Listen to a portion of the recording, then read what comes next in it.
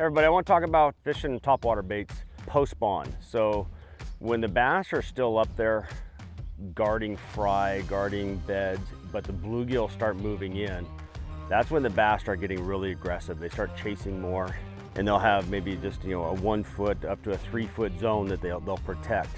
Probably one of the best ways of catching those fish on a topwater bite or topwater bait is going to be a popper. So this is a Lucky Craft G-Splash 80. And this is my go-to topwater bait. They call this ghost minnow, but to me it looks like a bluegill. It's got a clear belly, little greenish back, orange cup on it. So to me it looks like a bluegill. This is like my go-to favorite color. What makes the poppers work so good in these types of situations is you get to create a lot of commotion in a very small, compact space.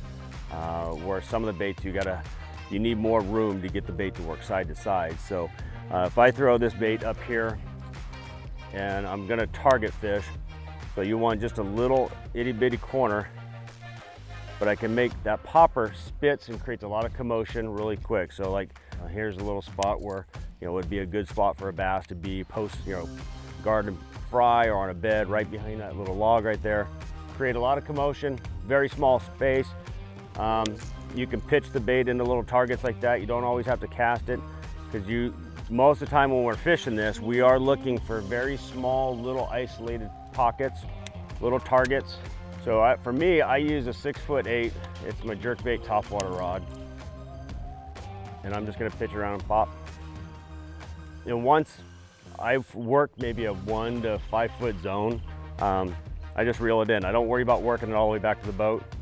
I just want to get in all those little nooks and crannies just like so. And if you watch that bait, you can see it popping. So I can make it pop where it just spits a lot of water, but I can also make it walk the dog. So if I want to go side to side, work it a little bit further back to the boat, I can. But without a doubt, this is the popping baits, poppers, whatever you want to call them. When those bass start guarding fry and protecting beds, like I said, when those bluegills start moving up, this is when it becomes deadly.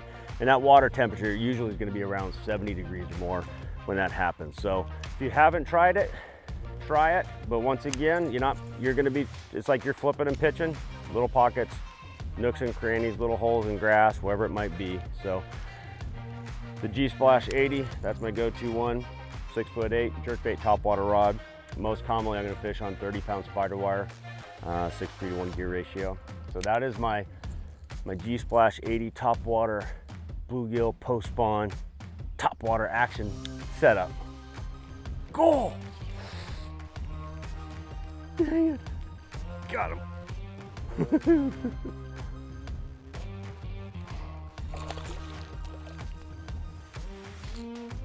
Whether they're fry guarders, bed protectors, whatever they are.